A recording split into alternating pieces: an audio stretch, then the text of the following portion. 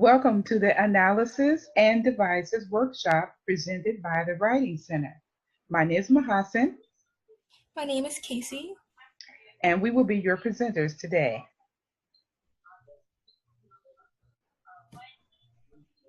First, we're going to talk about analysis.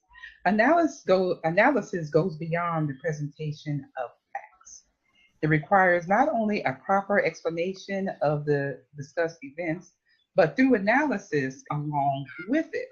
This means that you as a writer will take a position about an element or elements of the text. This also means that the writer needs to be very familiar with the text that you are analyzing.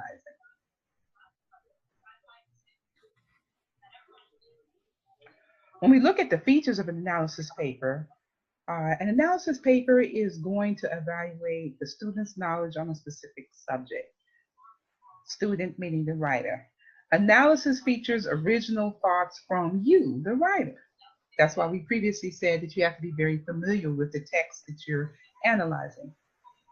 Analysis answers the deeper questions within the text. This is where you want to look in there and see, why are these things or these patterns, what are they and why are they important or relevant? An analysis is not a summary. A summary is just a recap of all of the main events. An analysis, on the other hand, looks and delves deep into the works, and it looks at the literary devices or perhaps even the persuasive techniques that's used by the author of the work that you're analyzing.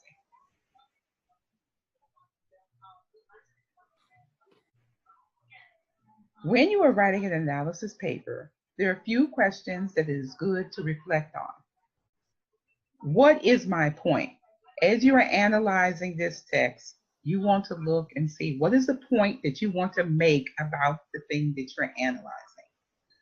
What meaning have you, as the writer, attached to this author's work? Then you want to ask yourself, why did you attach meaning to that theme, event, or an idea? And all of this is going to be backed up by the evidence that you present. How can I prove that the point I am making or the meaning I have attributed is valid? This is in your body paragraphs where you're going to use examples from the text to prove your point. So you're going to take a position. This is the point or the analysis or the conclusion that I have come about by this particular piece of work that you're analyzing, and then you're going to use evidence from within the work to support the position that you've taken.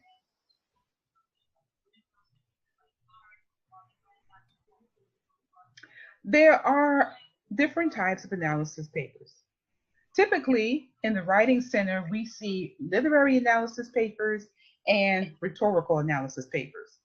For rhetorical analysis papers, that is, we're going to understand someone else's argument or position. So you have a writing that you are looking at and you're analyzing, and you're going to answer the question, what is this author trying to do? As you analyze this is often going to include using persuasive techniques, which we will go into further on in this presentation. But what are the persuasive techniques that the author is using in this rhetorical analysis? And when you're doing a rhetorical analysis, it is very analytical, not necessarily argumentative.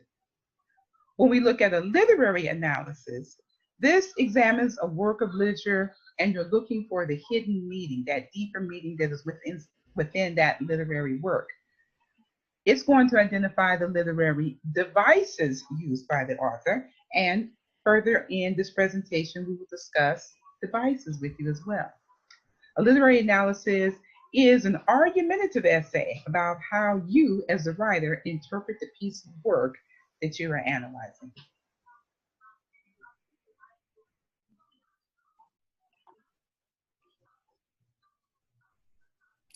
So now as we start to focus on devices, we're going to begin with literary devices. Literary devices are techniques used by writers to communicate their ideas in a certain way. They can do this in various different ways to display various different messages. There are an enormous amount of literary devices, but the main three we typically see in the Writing Center are allegory, satire, and imagery.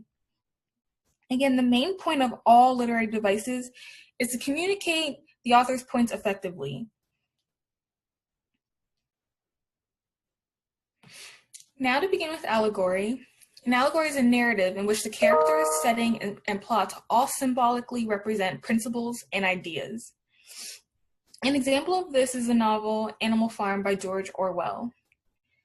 It uses animals' characters rebelling against the humans as a form of reenactment, and in turn, political commentary of the Russian coup against Nicholas II. Next, with satire. Satire is a technique which employs humor, sarcasm, hyperboles, and irony in order to criticize people's views, usually concerning a specific topic. You're going to see a lot of satire in Saturday Night Live sketches or any kind of stand-up comedy, and even in some political cartoons or figures.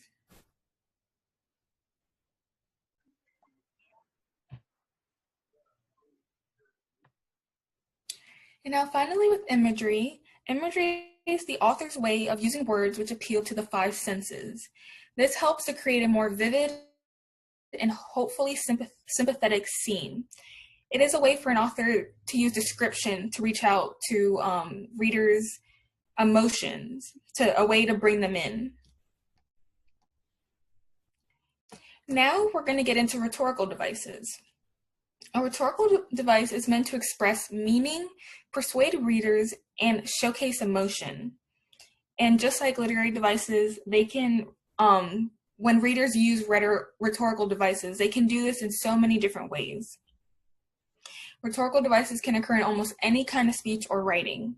You typically see them in speeches and writing.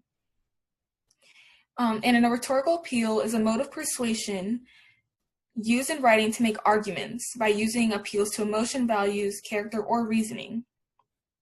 The three main rhetorical appeals are logos, ethos, and pathos. While there may be some out there that we didn't cover, these are the main three. We're going to start with logos, and logos appeals to the audience's logic. It means to convince an audience by use of logic or reason. People can do this by using facts or statistics, even historical events, and literal analogies, and lastly, even by citing certain authorities on a subject. Next, we're going to look at ethos, and ethos is the ethical appeal, means to convince an audience of the author's credibility or character. An author would typically use ethos to show his audience that he is a credible source and is worth listening to. Now, lastly, with pathos, it is the emotional appeal. This is where we see a lot of that persuasion. It means to persuade an audience by appealing to their emotions.